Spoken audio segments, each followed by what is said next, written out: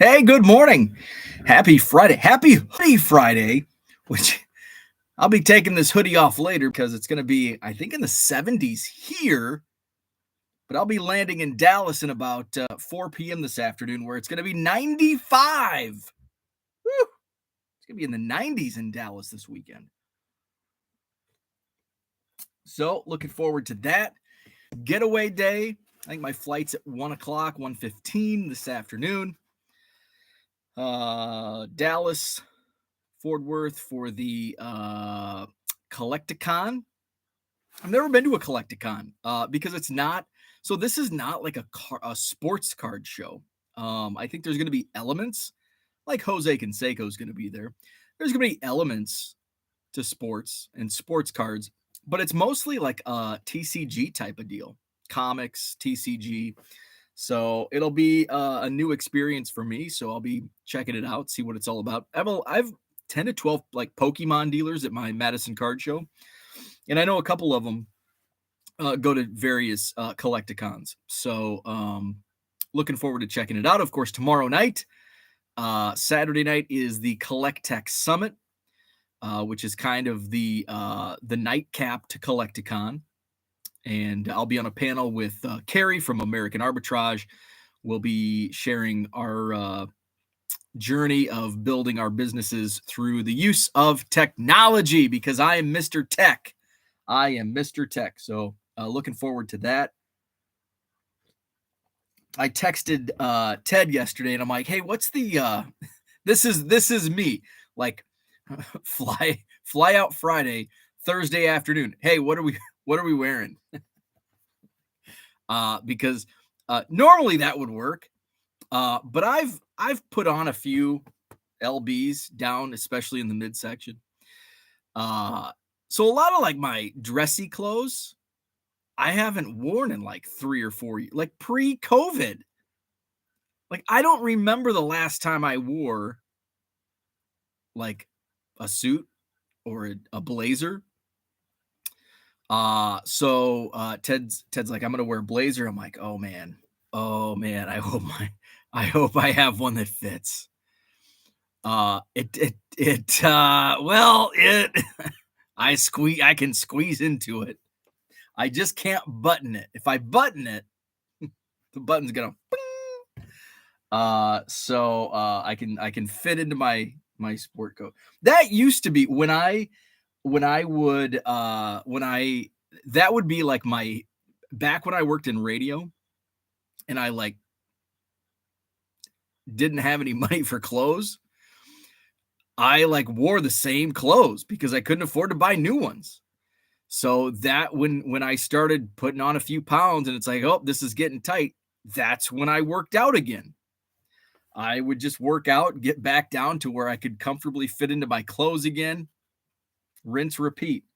Now it's like, oh, I'm just gonna suck it up and buy a double XL now. Should go back to those days.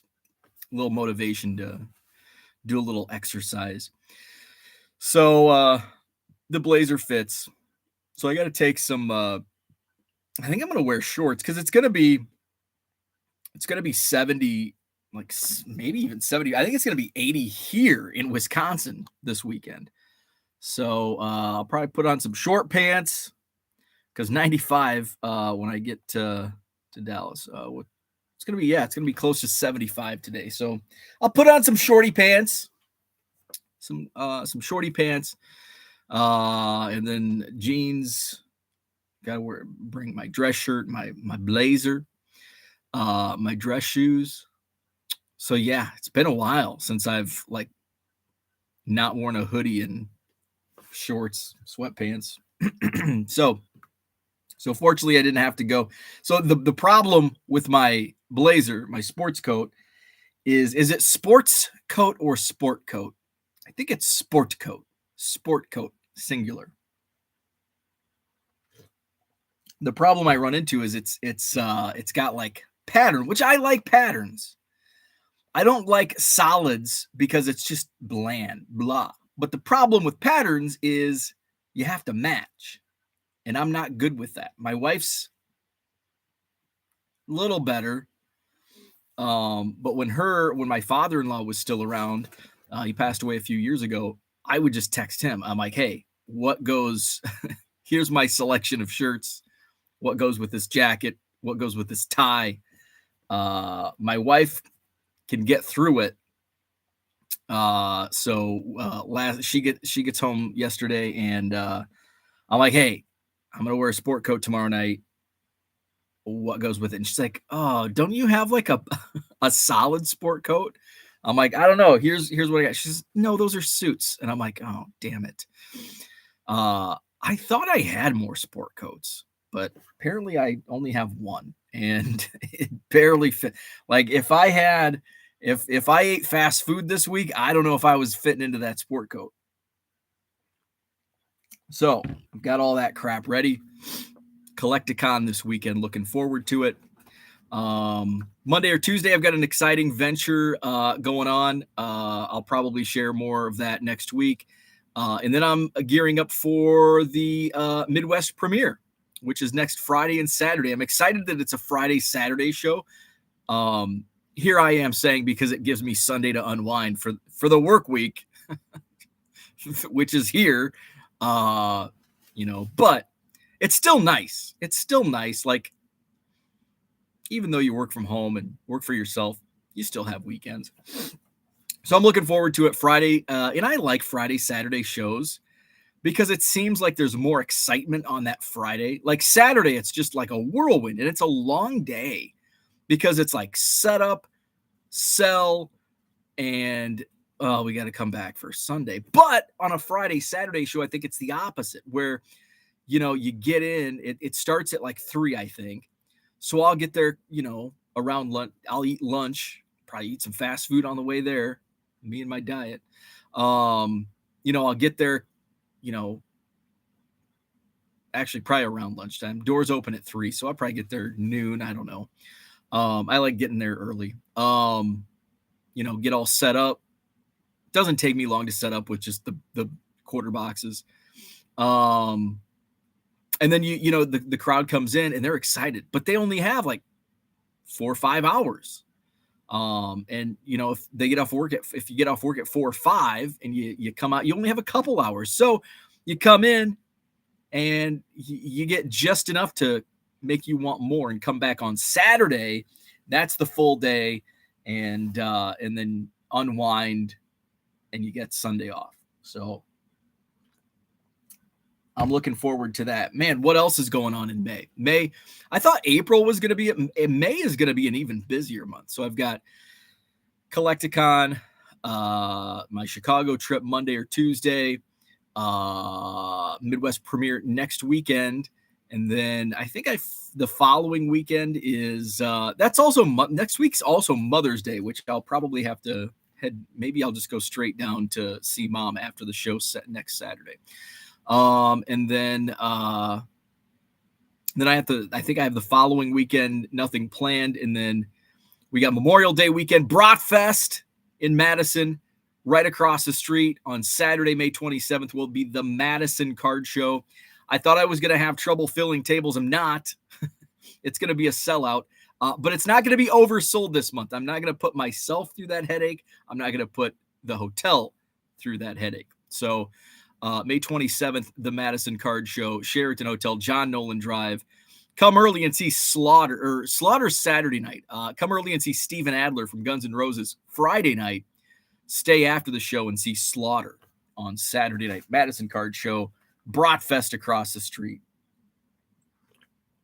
So that's what's going on. We've got Angel Baby Cards. Good morning from Cody Bellinger's former ballpark, Central California. Hey, thank you. Angel Baby Cards with the $4. I appreciate that. Thank you so much. George, what's happening? Good morning to you. I should say good evening to George. Good morning, Harlan. Scheduled for 6:34. That's funny. Good morning. I know. I figured out how to, it only took me 872 episodes to figure out how to change that time. And so I've done that the last 2 days, but I forgot today. But I know how to change that now. So I won't upset Low Roller Scratcher. Let's see where we at. Terry's in the house. What's up, Terry? D Young Cards, good morning. Happy Matt Mervis Day. By the way, I've talked about it before. I'm not high on Matt Mervis. He's 25 years old. He hit 208 in single A 2 years ago as a 23-year-old. Yeah, he's mashing at Iowa. I just don't think my comp for Matt Mervis is going to be Brian LaHare. If you remember, Cubs fans may remember him, 1 year wonder. I think Matt Mervis is going to be Brian LaHare. I just don't have much faith. He's not he was a 39th round draft pick. I know that means nothing. Mike Piazza was a 62nd, but for every Mike Piazza, there's 3, 4, 5, 6, 10,000 others that were picked in the 39th round or later that didn't do well at all. So I'm not big on Matt Mervis. In fact, Matt Mervis, when he has Bowman, he has first Bowmans here in 2023. And I'm like, you know what? I pulled 2 chrome out of my first 10 blasters. I'm going to sell one of these. And I think I sold it for $15 right away. Boom, 5 minutes. Easy. Because I know I'm going to be able to pull this out of a quarter or $1 box in a year. Even if he does hit and sticks around in Chicago, it's still $1 card. Down the road. Right now, it's not. I think they have dropped in price from those initial. But here's the thing: he hits a home run today. Oh my gosh, it's gonna be crazy. So in a break, I bought into a Cubs break. I got skunked on autos, but I did get a speckle, and actually, it's numbered out of 2. I thought it was numbered out of 199, so this makes it even worse. Numbered out of 299, and I'm like, you know what? I'm going to throw this on eBay. Matt Mervis is hot. $100. And I put or best offer, but I wasn't really taking best offers. It's like, if I can sell that for $100, I'll be more than happy. I'll be elated. A non-auto numbered out of 299 for $100. And guess what? It sold full price. I took a lot of offers on it. I had a couple lowball offers. And I would say lowball, which, I mean, any other player, I would have taken like $25, any other team, I should say. But it's a Cub. It's like, I'm not going to let it go for what I don't want to let it go for. So it sold last night, $100. So it's getting ready it'll be shipped out this morning. I did list my paper. I posted the picture. I think I had 25 out of the paper base that I bought from a break. But I think I've pulled another, 5 from my, how many blasters have I opened? 16. So I think I pulled 4 or 5. So I put 25 on eBay. I had a couple people, I posted the picture, I had a couple people ask in the tweets if I'm like how much or I'm interested or whatever. Go to my eBay store. eBay store is in the description. You can probably get them cheaper because I have them priced where I have them priced, and I'm not really willing to go lower because it's a Cub. So I've set my price. I think I have them listed for $8, which if he comes up and makes his debut and hits a home run, like they'll be selling for, remember James Outman rookies were selling for $20 to $25 at release. So there's still room to grow. It's still pretty early on in Bowman release. Now, those early day prices have definitely come down back to reality, but I think with somebody like Mervis, I don't think they'll hit 20 to 25, even if he hits a home run. But I think they could easily go in the $10 to $15 range if he comes out and just blasts a grand slam or a home run or anything in his first in his debut. So that's my thought. $8, I think it's fair. Because it's built, it's a little higher than comps, but it's got that speculation where if it's kind of that happy medium where it's a little overpriced right now, but if he hits a home run in his first game, which has been pretty common for Cubs prospects in the last 10, 15 years. So if that happens, it's going to be underpriced because I see those selling for $10 to $15. So I don't think I've sold any of them to this point, but I do expect them. And I did put a minimum offer. I've got best offer on it, but I put a minimum on it because I just don't want to deal with lowball $1, $2, $3 because I have no interest in selling them for that low, even though I think you'll find them in a quarter box in a year. So buyer beware. But hey, I know a lot of people are much higher on Matt Mervis than I. I am no scout. I don't think anybody else that is on Twitter at least is either. So we all have equal opinions, and none of us are wrong yet.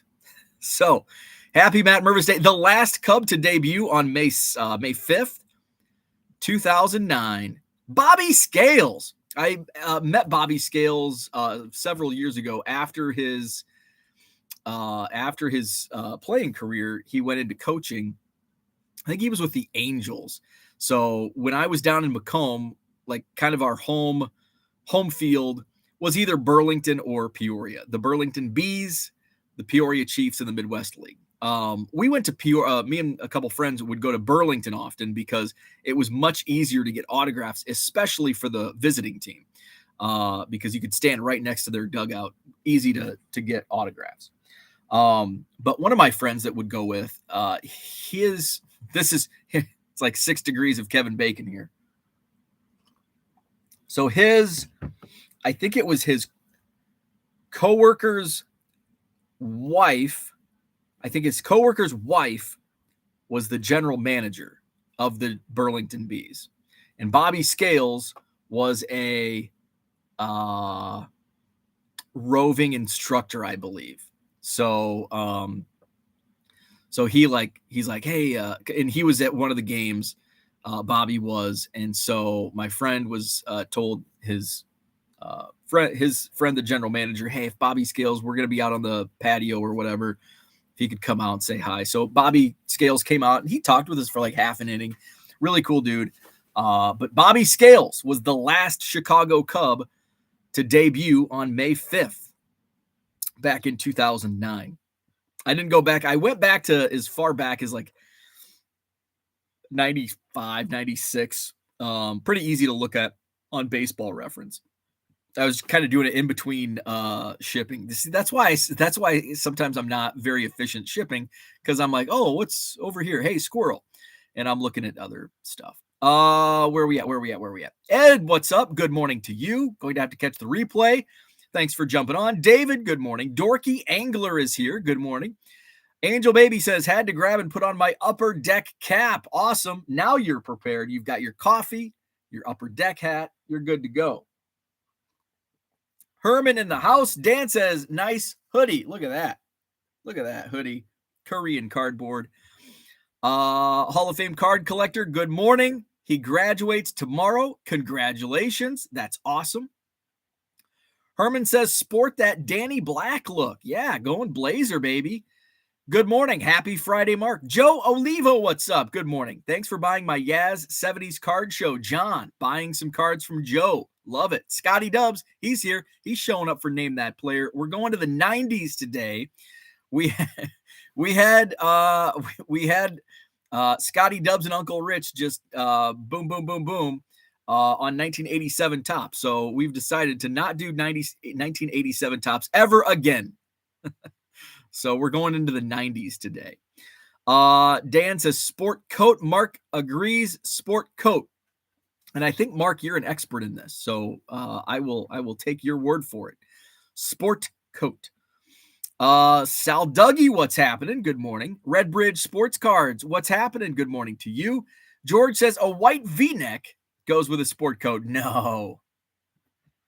You and your what's up with V-neck? Like V-necks. Is that a thing? V-necks. Just make sure you wear brown belt with brown shoes, black belt with black shoes. That's actually a good point, because let's see. I'm trying to think what belt do I have on? Got a brown belt on. I will be wearing brown shoes. So and it's like a bluish blazer. The blue blazer.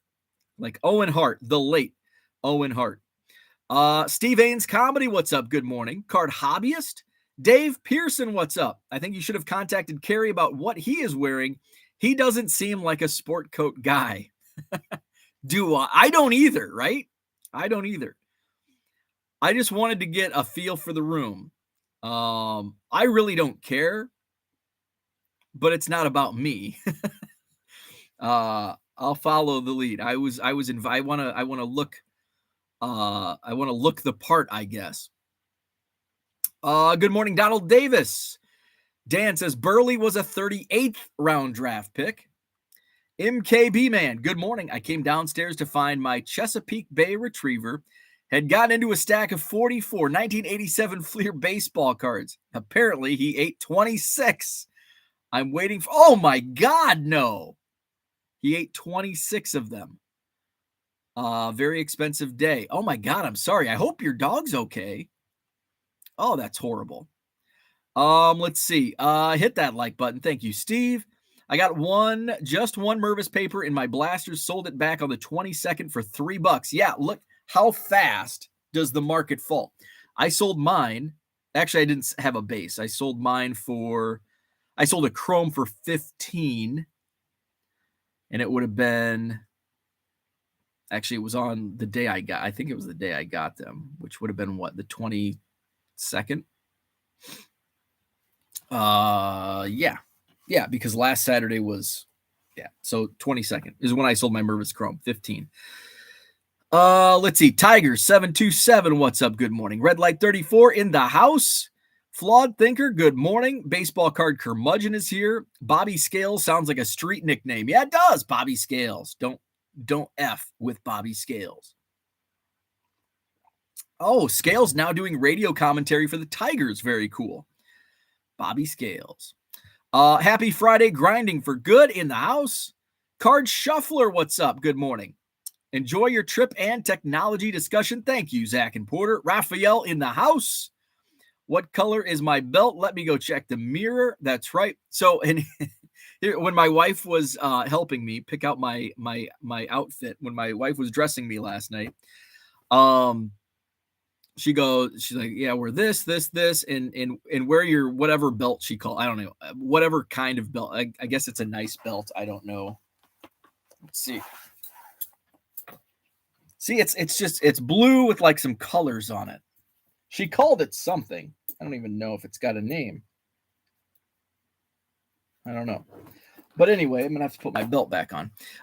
She goes, and wear it with your whatever belt. And she's like, where is it? And I'm like, oh, it's probably with the rest of the belt. And she's looking, she's like, I don't see it. I'm like, oh, maybe I'm wearing it. And she's like, yeah, you're wearing it.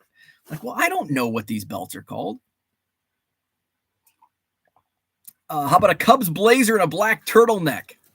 Oh man, a blazer is going to be warm enough. Hopefully the air conditioning is working. John is with us. That 70s Card Show. Make sure you bring your kids with you and get them some airtime like Ted does. What a pro. Biscuit's not making the trip.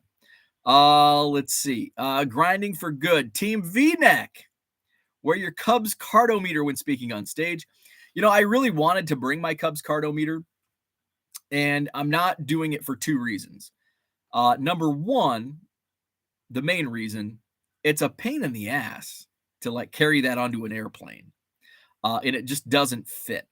So I'm not going to do that. And number two, it's more of a, like, I don't think most of the audience will even have an idea what Cubs baseball cards are, because it's not really a sports crowd. So those are the two reasons why the cardometer will not be accompanying me to my trip this weekend. Boomba, but I will have it next weekend for the Midwest premiere. And maybe for a Cubs game next week. Boomba is with us. What's up? Happy Friday. George, are you going to shave or keep the 8-week shadow? I'm just going to keep it because it'll take me another 8 weeks to grow it back. So I'm going to go with the unshaven look. Let's see. Dan says, do you want my Bobby Scales NPB cards? Maybe. Yeah. Hermes belt, most likely. Frank probably left it behind at one point. Don't hate the player. Bo with spray, Dracar Noir. I don't wear cologne. I have cologne. I just never wear it. Can't go wrong with blue blazer, white button down, tan khakis, and brown shoes. So I'm going blue blazer, and it's like a white button down with like blue stripes. And I'm going jeans. And brown shoes. And nice jeans, not like frickin' frayed Wranglers, but nice jeans. So Panini has owed me a Judge auto for over 2 years. Yesterday, I got a white box from them as a substitute. I opened it up and got a Bobby Witt Jr. Optic rated prospect cracked ice 1 of 1. Damn. That is pretty freaking sweet. I would take that. So, see, we always get the nightmare. Like, I got a substitute for my Aaron Judge, and it's a Bobby Scales. That's a good one. I like stories like that. Wear your Revenge of the Fifth shirt. You'll kill. That would kill. The audience this weekend is going to be more May the 4th be with you, Revenge of the Fifth type crowd, not Chicago Cubs baseball crowd. Tony, happy Friday. Bo will be bathing in Jupe this weekend. I have no idea what Jupe is. Can't believe I typed where you're. I didn't even catch it. Jeans and a blazer are where it's at. Tiger 727. My brother used to use Jupe. Smells like shit. Where are you going? The White House or what? I'm going to Dallas. Collecticon, Dallas. Kyle, what's up? Good morning. What was I going to talk about today? We're going to play Name That Player. We're going back to the 90s. So, we had one of the chat groups I'm in, group chats. We were talking about, don't forget the cowboy hat. I'm missing a cowboy hat. I bet I could buy one in Dallas though. So we had just sharing some thoughts.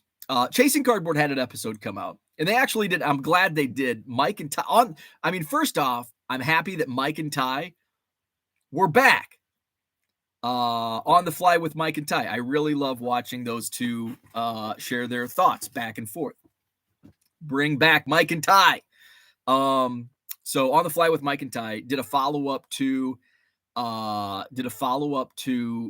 most recent Chasing Cardboard episode, which was cracking a 1952 Topps Mickey Mantle slab. So, and I was reading through, and somebody in the group chat was just threw something out like, how come the hobby's okay and not like jumping down Chasing Cardboard's throats for doing this? And what they did was the 52 Topps Mickey Mantle came back from PSA authentic but altered. So the plan was to submit it to SGC and try to get the SGC one. You can get more value out of it. You can sell it for more. I don't see any issues with that. And here's why. I mean, it's common. Like, especially if you look in the Chasing Cardboard comments, like 90% of the comments are, oh my God, this is how you crack a slab. Not that way. You're going to blah, blah, blah, blah, blah. And it's like, okay, a lot of people are familiar. I would not have, I don't use tools anyway. So I'd be like, I don't know. What do you do? Take a hammer? I have a hammer. I have a couple screwdrivers. That's it. That's all I'd be shit out of luck, right? I don't have a problem. And then it became, what about disclosure? If you have an authentic altered from PSA, say, and by the way, spoiler alert, at the end of the episode, it comes back from SGC, also authentic altered. So it was, no harm, no foul. Here's my take. And I'm going to share my take. It doesn't bother me at all. Even if it's not disclosed, and I've got two reasons why. So I have no issues whatsoever if you take an authentic altered PSA, crack it, and sub it to SGC in hopes for a 1, and then sell it without disclosing. I don't have a problem with that because number one, me as a buyer, I don't care. I'm buying the slab, okay? So if my 3 fingers brown, which by the way, I cracked I didn't personally. I had my group subber crack it. PSA slab, 3 Fingers Brown. It was a PSA 1. It might have been a 1.5. Because I don't like the PSA slab, and I had him crack it and sub it to SGC. But it was not in hopes of a higher grade. It was, it was just, I want the slab. I want the slab. Say, so this is just a hypothetical. Say somebody, say Joe Schmo next door, say Frank next door. My neighbor Frank has a 3 Fingers Brown. Let's just call it a T206 for ease of use here. T206, 3 Fingers Brown, and it comes back from PSA authentic altered. Okay. And he's going to crack it, and he wants to get an SGC 1. And he does. He cracks the slab successfully. He uses whatever method is the best. a lot of opinions there on the Chasing Cardboard comment section. And he subs it to SGC, and it comes back in SGC 1. And then Frank comes over, he knocks on my door, and he's like, "Whoa, I'm sad you're moving, but I got this 3 Fingers Brown SGC 1. And he charges me market price for an SGC 1. And I'm like, "Frank, that's an awesome card. Yes, I will pay you market price for this SGC 1. I don't give a shit if PSA had it authentic altered. I want the SGC 1. It's in an SGC 1 slab. I don't care. As a buyer, I don't care. But I understand where somebody may not like SGC, kind of like I don't like tobacco cards in a PSA. Somebody may not like the SGC. And what if they crack it, goes back to PSA, and PSA is like, no, this is authentic altered. And then they find out some roundabout way. I get like that may be, but here it is. It's all opinion, right? How many times has PSA or SGC or Beckett or Tag or, well, I don't know if Tag has a long enough track record yet, HGA, how many mistakes have they made? They all make mistakes. I mean, how many times have you seen like, I want to get my Michael Jordan autograph, and I went to his basketball camp in 1992, and he signed this basketball for me. And it goes to Beckett or whoever, and they're like, nope, this isn't real. But little Jimmy hasn't had that Michael Jordan basketball leave his room, or it's been in his mom's basement for 30 years. Freaking got it in person at basketball camp. But some random dude, Steve Grad, says, nope, it's fake. It's real. So that's my thought. Like, they all make mistakes. It's all opinion based. And SGC and PSA and Beckett and whatever, they're all professionals. Like, I don't know. Now I'm just kind of rambling. That's my thought on it.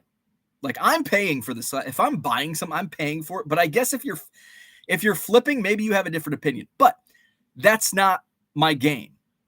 I don't do slabs. I don't submit unless it's just for authentication purposes, my own personal collection. I've never submitted a card for like resale. But here's the thing. I may at some point. What if my 3 Fingers Brown, what if I bought a 3 Fingers Brown in a PSA authentic altered? Because I wanted the card, right? But I don't want it in a PSA holder. And what if I submitted it to SGC and it came back a 1? It's just part of my personal collection. But what if like 10 years down the road, or what if I'm long gone and my wife or whoever gets the cards when I pass, they sell it as an SGC. They have no idea the provenance of this card. But I guess there's no ill intent, I guess. I don't know. And I just don't, like, I'm not in that grading game. But on the surface, I don't see an issue with it. Let's go to the chat and let's see if anybody else has any opinions on this. John says, don't lift your arms up on stage. See, that's the importance of wearing a white shirt because it hides the pit stains better. Blue shirts are tough for a guy that sweats a lot. Speed Stick deodorant is great. I use just regular Old Spice antiperspirant. I actually used to use when I especially when I was like in school or when I was at worked in college athletics and I had like meetings and had to be around people a lot. I wore like a special antiperspirant. And it's like you put it on at night and it's like, I don't know, higher aluminum, whatever the hell they use. And it did work. Like it worked pretty good. In that case, Billabong shorts with a pink fanny pack, bright yellow 80s glasses, and a hang loose green tank top and a Cubs visor. Yes. We're going back to the 90s today. Good morning, Johnny Boy Cards. What's up? I hope your Star Wars tweet doesn't go viral before your appearance. You may get a chorus of boos. Oh, hey, speaking of that, I only got one response. That I was looking for. The reason, and of course, if you were watching Hobby Evolution yesterday, I said, watch this. Because some of the Star Wars, they get offended when you tweet. Some Star Wars fans get offended when non-Star Wars fans tweet out they've never seen a Star Wars movie. So my tweet, I've never seen a minute of any Star Wars movie. That was the tweet. Most people agreed. I got a lot of like, same, me neither. And then a few people like, what the? Like the memes, WTF, unfollowed with a laughing face. I don't think he actually unfollowed me. So a little bit of both, but I got one. Okay, why do you need to share this?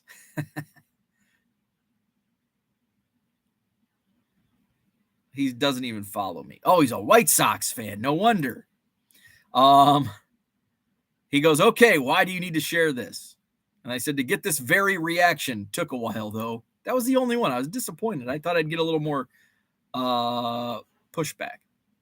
Andy Mack in the house. What's up? Good morning. James says, yeah, but they're out $2,000 for cracking it.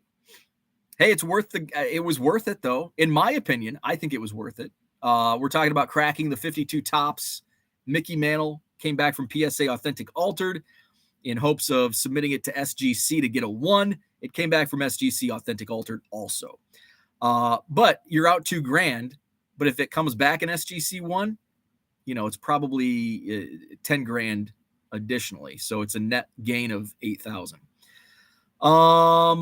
George says, my question is this. What did SGC say the alteration was? They started telling what the alteration was. For example, I got one that said color added on a 55 Bowman. I don't think it was ever explained. I don't think they explained what. There were some people in the comment section that had opinions. Like they thought there was black marker. Somebody thought it was trimmed on the side. I have no idea. Let's see. John says you still talk as fondly about that 3 Fingers Brown as I do of 5 Knuckle Lisa. Tiger 727 PSA didn't say what the alteration was. I watched the episode of PSA, said they didn't say it on the show if I remember right. Yeah, I don't think it was ever mentioned on the show, and I don't think, does PSA even reveal that info? I don't know if they do. Boomba says it's just someone's opinion and they are wrong all the time. How do I know? I worked there. To be honest, it's a joke. They were backed up 180K backlog, needed graders, and if you passed a test, you're in. So, Boomba, you actually worked at PSA. Interesting. Harlan in the house says that was my mantle. PSA doesn't tell you why they give it inauthentic. And that's what I thought. I didn't, which sucks. I mean, at the very least, like I get why they're not going to tell you on every single card why this got an 8 or this got a 9. Like I get it.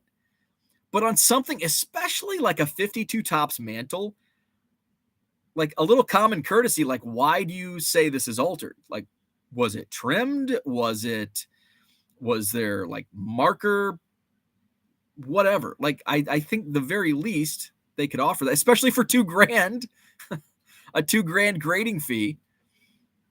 At least tell me why it's altered. George says SGC markets or did market that they would disclose what the problem was. I know PSA doesn't do it, but I know SGC has, at least in my case, on submitted cards. Interesting. So I have, I wonder if I have it behind me.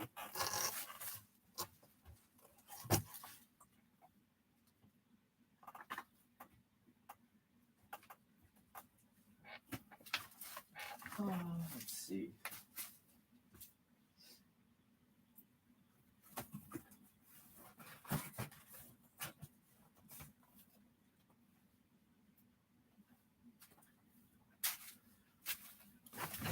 Who needs a Pelican case when you can recycle old priority flat rate boxes? This is my slab box. Let's see. So this one got an authentic, but it's not, doesn't say altered. Harry Steinfeld.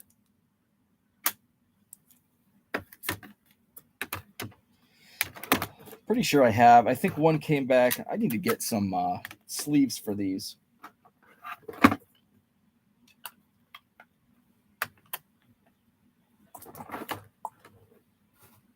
Oh, shit. Did I buy? I think I already had that Harry Steinfeld. Son of a bitch. See, this is why. Although it looks a lot. What the hell? Oh, my God. Okay. Here I have a problem. Okay, I can't find a... Oh, that 1887 had a 2. That's good. Okay, I have a problem. With SGC. These are old slabs. What I like about being disorganized is I'm going through and it's like, oh man, I forgot I had this. This is cool. Oh crap. I bought the one I just showed, the Harry Steinfeld. I bought this at the Madison Card Show. So check this out. This is why I don't understand grading. Okay. So look at this. So here's Harry Steinfeld. I don't know. Is it focusing? Back is clean. Look at that. Beautiful card.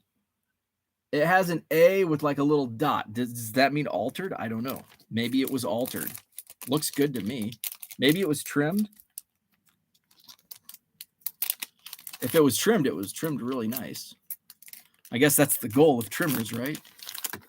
So that's Harry Steinfeld in an authentic. Look at this. I already had one, but I upgraded. It's got a big chunk. Look, you can see through. Look at the big chunk. Look at the back. This is one I submitted myself. Look at that. It got a 1.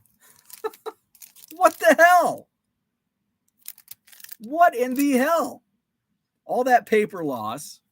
So maybe this was altered. It doesn't say altered on the slab. It just says A. I don't know.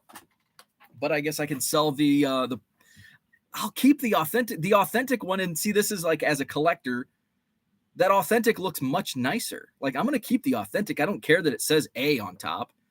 I'll keep that and I'll sell the one with the bite out of the corner. Let's see. Where we at? Shipping 1 week greater than next. Give me a break. SGC did SGC give you a reason why it was altered? How about people that keep cracking and resubmitting until they get a desired grade? And that's kind of like, it's pretty common. Like, is it right or wrong? I don't know. For me, I don't care. Like, I'm relying on the company that grades a card. And yeah, they make mistakes. Do they need to disclose the lower grades the card once got? I don't think so. Like, I am not like, that's like, so I have a friend who, got swept up in Wander Franco mania, bought a bunch of Tops Now Wander Franco rookies. and he submitted like all of them to SGC. Wah, wah. One of them came back, a gold label 10, and it's got, you can see it with like, you can just look at the corners. Oh, that one's dinged, and it got a gold label 10. But it's still a gold label 10. Like, if you don't want, like, SGC graded that, it's in a gold label 10 slab. It's not like it was cracked and whatever welded back together. I don't know. It's not like it's a fake slab. It's not. That's what they graded it. And it's up to the buyer to do their due diligence. Like, it's not up to me to say, would you disclose, like, in that? So if something gets a gold label 10 or black label from Beckett, but there's an obvious mark, is it up to you to disclose that? I don't think so. At that point, you're buying the slab. Like, that's PSA. That's whoever graded it. That's their F up. And if they think that's a perfect gem mint 10, what's my opinion doesn't mean shit, because I don't know how to grade. I don't know what to look for, and I don't want to. So I'm relying on the actual slab and what the slab says. I don't care if there's a corner ding. It's still got a 10, right? And everybody that looks at it, I'm not going to say, oh, look at that corner. Look at what SGC did. I'm not going to do that. And that's up to the buyer to look and see, oh, that's a corner. That's not a gem mint 10. So that's my thought. We've got to rely, these companies, I mean, they've got to do better in some cases. And I think for the most part, they get it right, I guess. But there are mistakes, and we all make mistakes. Where are we at? James says, do you report it to PSA that you cracked it for the pop count? That I don't know. Let's see. George says, I was just wondering, I submitted some 55 Bowmans and I got one back that was color added. So I knew that they did at some point. The Card Shuffler says, I can't wait to see how AI fixes this grading issue. Everything is subjective to the individual at this point. US Sports Cards, Dan in the house, hit that like button. Thank you, Dan. Tiger727, when people crack cards, I would be curious to know how many people notify the grading company that their slab no longer exists. If they don't, it's still part of the registry. That's a good point. Like, I wouldn't even know how to do that. Like, I bought, so I'm going to go back to old five knuckle shuffle here, or whoever Lucy was with John. My 3 fingers brown in the PSA slab. I cracked it. I would have no idea how to, like, delete it from the registry. Like, it's no longer in that slab. That 3 fingers brown is no longer in that slab. I would have no idea how to even go about. I'm going to look up. And the PSA website, and again, I don't use PSA set registry. I don't know how to, like, search. Do you have to be a member of PSA to even, like, have your sets be on the set registry? Because if that's the case, I don't want to. Because I was thinking about doing set registry for Ethan Roberts' Topps update cards, but if I have to, like, be a member, I don't want to do that. Let's see. How do I search? I just want to search 3 fingers brown. I want to find out what the pop report is on. I don't know how to do it there. Let's psacard.com. Hey, we're going to play name that player. We're going to go back to the 90s. Let's see.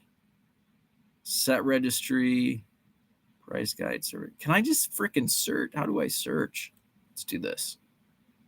And I don't even know if it's under Mordecai Brown. Let's type Mordecai Brown. Oh, that's just like a Google search. Okay, screw it. I don't know how, and I'm not on PSA enough to know how to work their website. So Let's see. Where we at? When people crack cards, I would be curious to know how many people notify the grading company. Oh, we just talked about that. Angel Baby says, so you need to rethink that thought. Your lovely wife in a few decades will sell your entire collection for peanuts for lack of knowledge. I see it all the time at my age now. Cooter in the house, what's up? In my opinion, it's an intention effort to mislead the buyer for personal monetary gain because you got one past SGC. PSA is a leading authority and the buyer should know their opinion. But so is SGC. I think SGC is just as a leading authority as PSA. It's not like SGC is HGA or Gem Mint Grading or one of these fly-by-night grading companies. SGC is highly respected, especially in vintage. They're highly respected in vintage. So, in fact, isn't the highest 52 mantle that sold, wasn't that in an SGC slab? I could be wrong on that.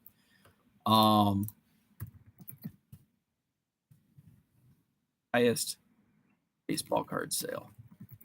Somebody probably already has it in the chat. List of most expensive. Ooh, Wikipedia. 12.6 million. Yeah. The highest graded, the highest sale of a baseball card was graded by SGC, and it was the same exact card that we're referencing, 52 Topps Mantle.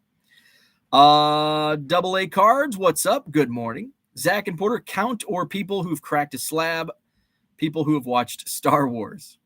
Let's see. Angel Baby says, worse, everybody assumes your spouse won't develop, say, dementia, and the relatives on her side take possession and sell it for nothing. My world with my former mentor.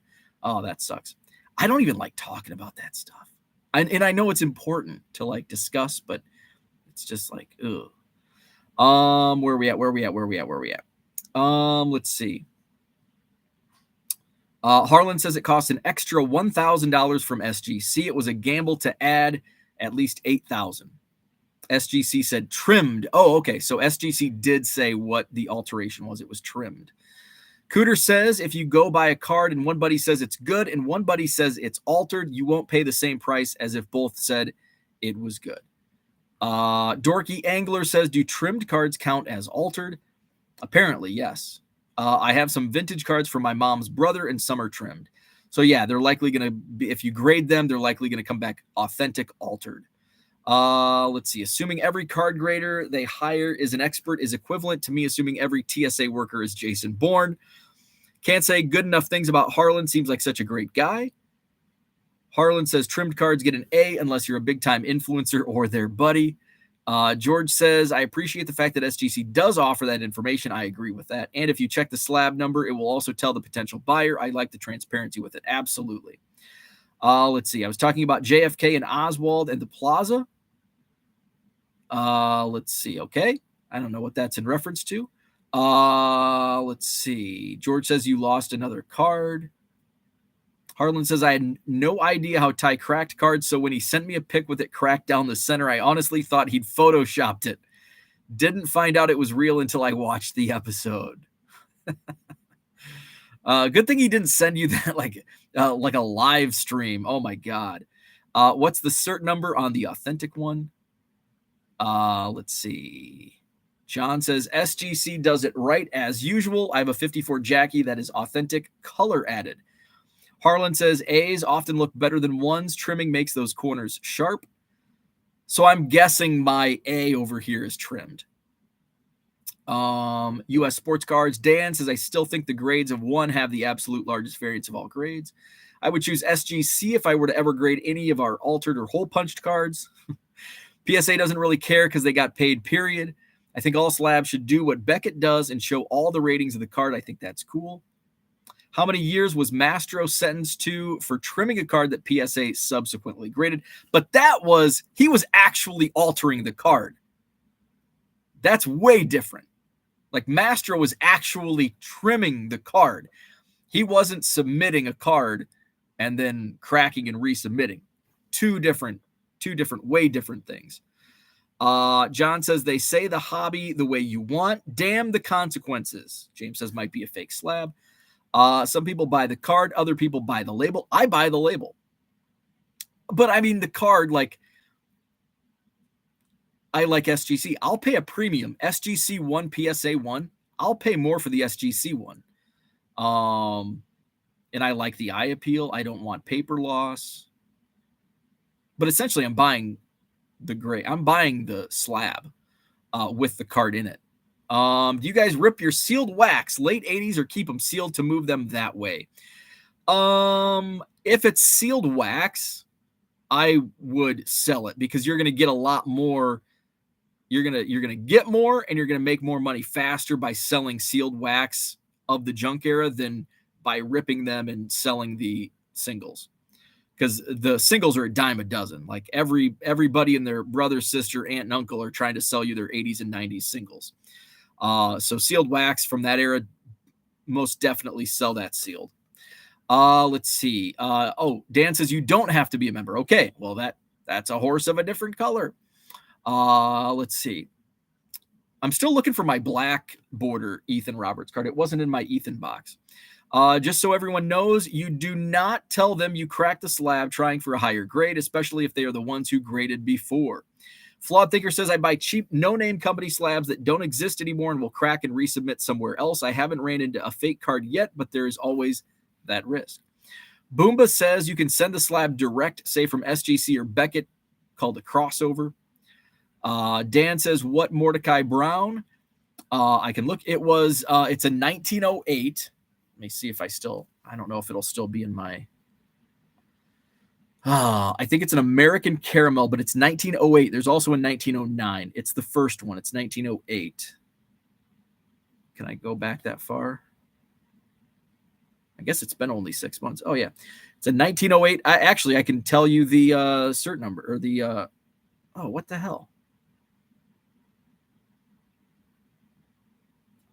Let's see. Dan, I can, can I? Oh, son of a. I can bring it up, but the listing is no longer there. 902. So it's 902. So I'm going to type in, I've got to hold on. So here's the Brown PSA grade or number. Oh, it was a 1. So, okay. And SGC also graded it a 1. 86757.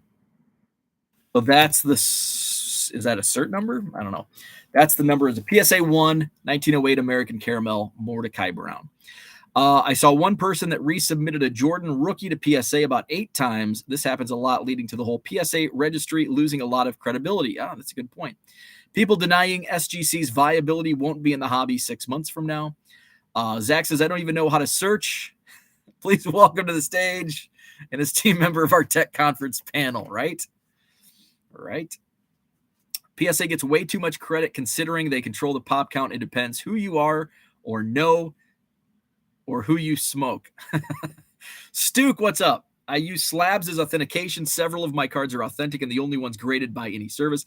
And that's kind of like, first off, tobacco cards look way better. It looks like a piece of art in SGC slab. But also it's for authentication purposes. So, we know this is authentic. Dan says, when I submitted my Nolan Ryan rookie to SGC, there's a little paper loss on the back, so I made sure I disclosed that. But beyond that, I think the grade in the slab tells the story. Terry meant pop report, not registry. Has anyone ever had a card submitted for grading come back as max sized or min sized? I don't think I've only submitted like 20 cards, 25 maybe. Boomba has. A's are all not always trimmed. Some are min-sized. Some are proofs that don't get letter grades. Rich says the trimming of the Wagner came up in testimony. Sometimes A is used for cards that were in screw downs. I did read that somewhere. Dan, Hall of Fame says, hopefully the CIA doesn't kill you when you were in Dallas. I think YouTube might have deleted that comment because I don't think I saw that comment. Let's see. And Beckett now does not always have the subgrades because it costs more to have them included. 1908 E91 American Caramel Set A. Yes, that is the one. Terry says, I have a BCCG 10 LeBron rookie. A crossover to BGS would be an interesting experiment. I love it when Bo rips through comments on Final Descent to name that player, Mookie Chilson. So let's get to it. Here's my belt. Box 13. Gotta be careful. Let's get the scoreboard.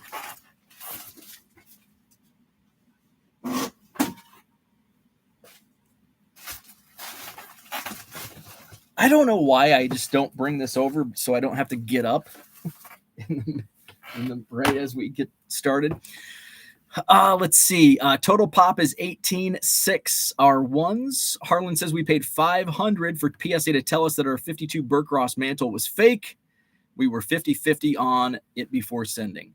Was just teasing Bo about losing a card and then went back to look at some of my team sets. Got no clue where they are. The infamous box 13 is still with us. Total pop 18.6 are ones. Let's play Name That Player. We're going back to the 90s. So last week, Scotty Dubs and Uncle Rich pulled ahead with their knowledge of the 1987 Topps set. We also figured out we will never do 1987 Topps again. 87 Topps football would be fun, not baseball. So Scotty Dubs has a commanding lead, 5, 10, 15, 20, 25, 27 points for Scotty Dubs. Uncle Rich has 5, 10, 15, 17. Nick Budden has, Card Hobbyist has 13. Nick Budden has 11. Flipping Sports Guy has 6. Mookie has 3. Terry McDaniel has 3. Dan, Korean Cardboard, has 2, along with Flawed Thinker. And then 1 point apiece for Travis, Bink, Minneapolis Kid, Sal Dougie, and Boyhood Breaks. So without further ado, commanding, thank you, Harlan, 96 Collector's Choice. 96 Collector's Choice. And it's even got that 90s like funk to it. And by funk, I mean like design. Like that was just, this screams 1996. Rich says, that's what I voted for last week. Uh-oh. And these are like interesting. And I'm not going to be good at this year.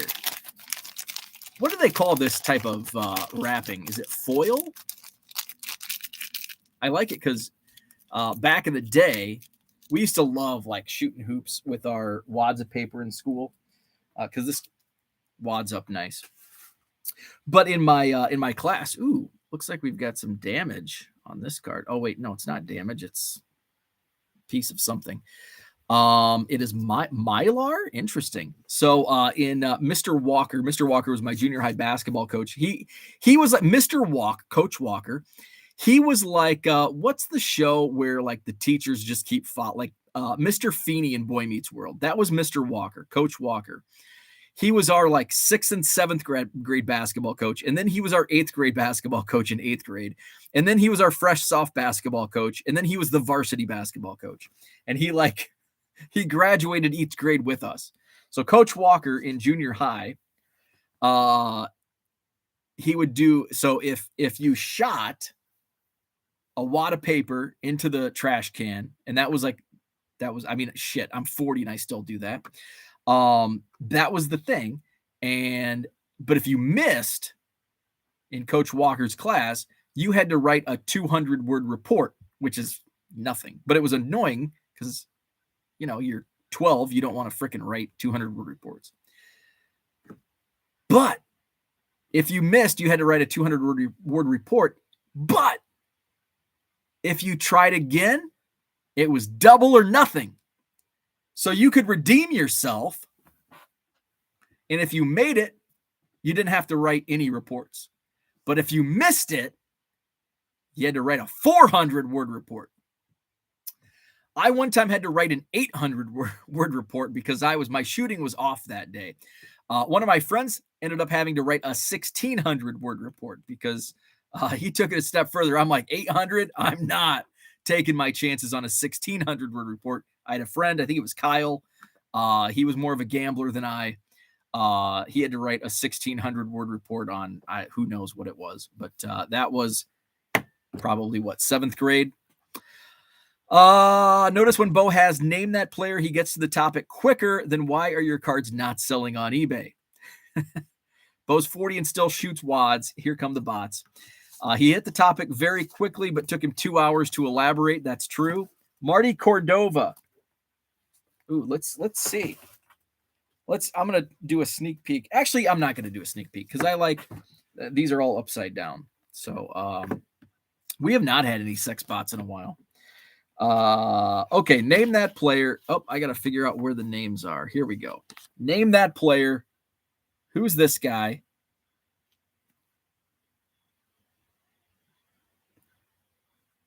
Not Tim Salmon. Jim Edmonds, Scotty Dubs.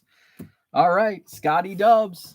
He still got it. He was not the first to answer, but he was the first to correctly answer. Let's see. Scotty Dubs. Jim Edmonds. Okay.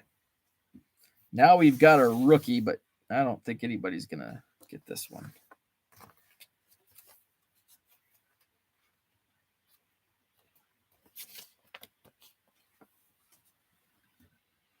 Here's a rookie. Nobody's going to get this. If you get this, I should say you get 2 points if you get this.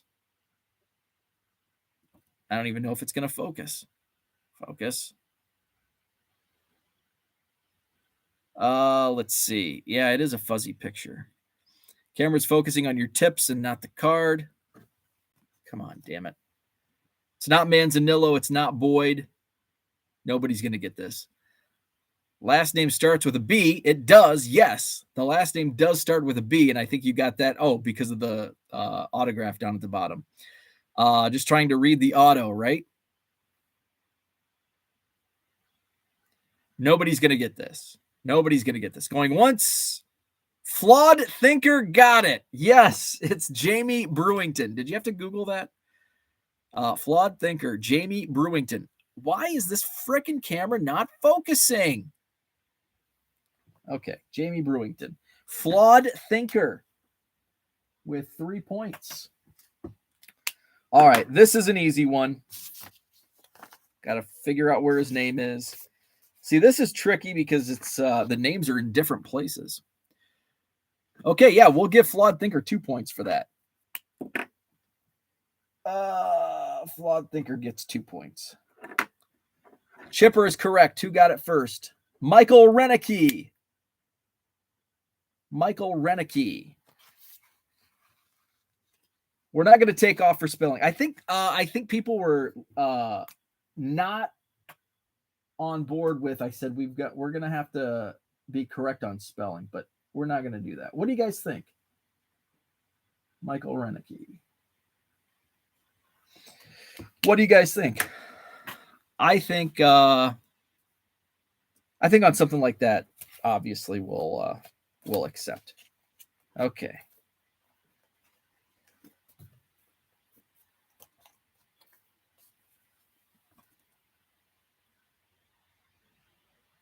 Who's this guy?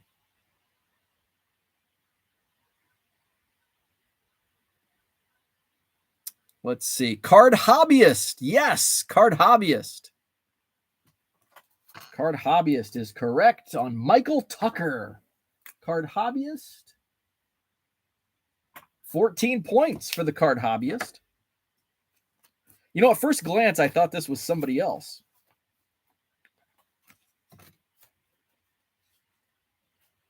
Card Shuffler. But I actually thought that was somebody else at first.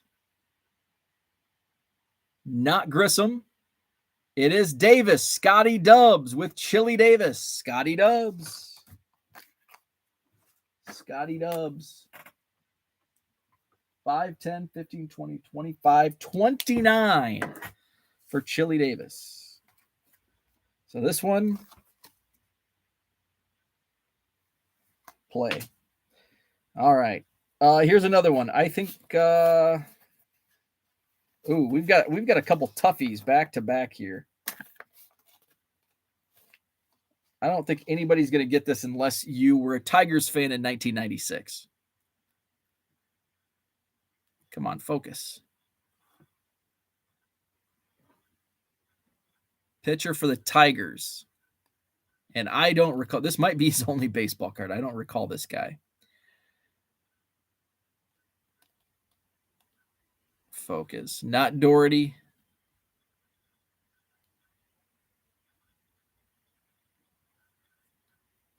Come on. Come on. Come on. Focus. Focus.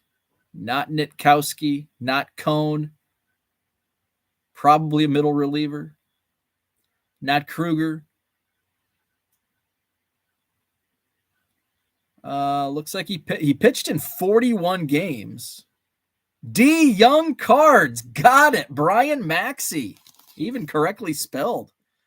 Yes. D Young Cards on the board. D Young Cards. With a point. I think there's 12 cards in this pack. Here's another toughie. Another toughie. I don't remember this guy either. Oh, and he actually played for a couple teams. He played for the Twins and the O's, the Baltimore Orioles. Let's see. A central figure in the deal that sent Scott Erickson to the Orioles. This guy could develop into a top starter. Spoiler alert, he didn't. It's not Viola. It's not Erickson. It's not Portugal, however the hell you pronounce his name. It's not Lewis. He was the Class AA All-Star starter in 1993. Klingenbeck is correct. Wow, and two guys got it. First one to get it was Michael Renicky. 2 points for Michael today. How did you get Klingenbeck? Okay. Oh, another Tiger.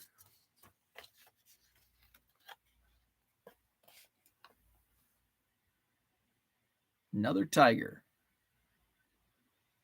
This is a more mainstream name. Bobby Higginson is correct. Scotty Dubs with the fastest fingers. Scotty Dubs. The big 3-0 on points. Okay, now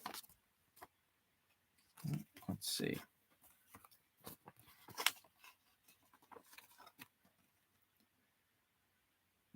Orioles.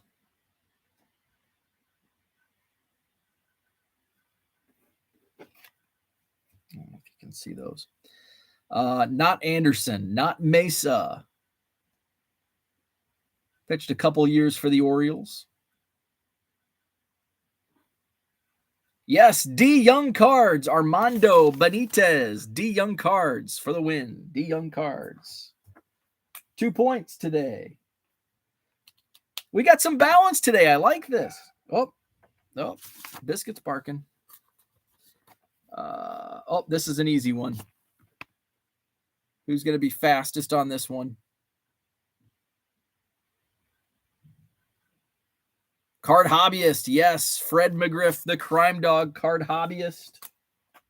15 points. 2 left. 2 left.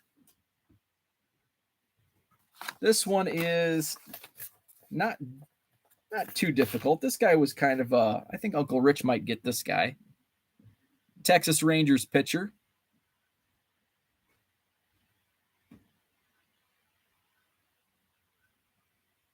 Scotty Dubs got it. Rick Helling. Scotty Dubs, 31. All right, one last, and we got another rookie. Another rookie for the Cardinals. Cardinals rookie pitcher. Not as tough as Jamie Brewington, but this is a difficult one. I do remember him having a few cards back then. That's a good guess. Not Donovan Osborne. Michael Renicky knows his 96 upper deck. Michael Renicky, the fastest fingers to get Brian Barber. 3 points today for Michael. Michael, you're doing good. You can challenge East Coast Tom next time at the Madison Card Show. So there we go. Updated standings. We've got Scotty Dubs with 31.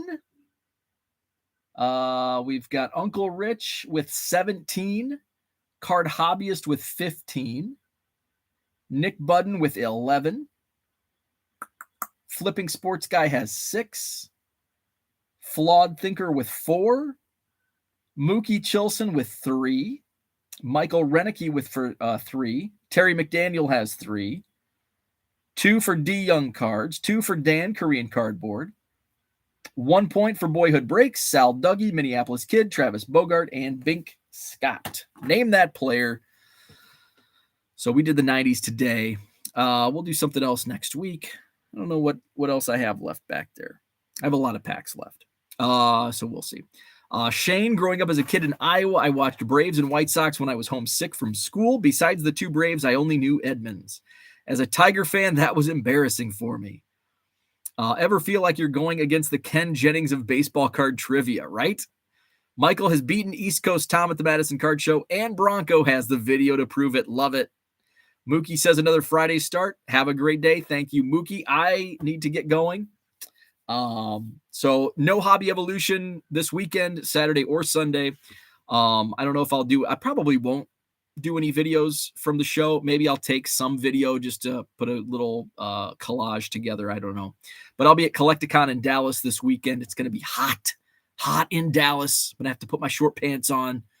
So I'll be speaking on the Collectech Summit panel tomorrow night. Grow your business through technology, because I am a whiz at technology.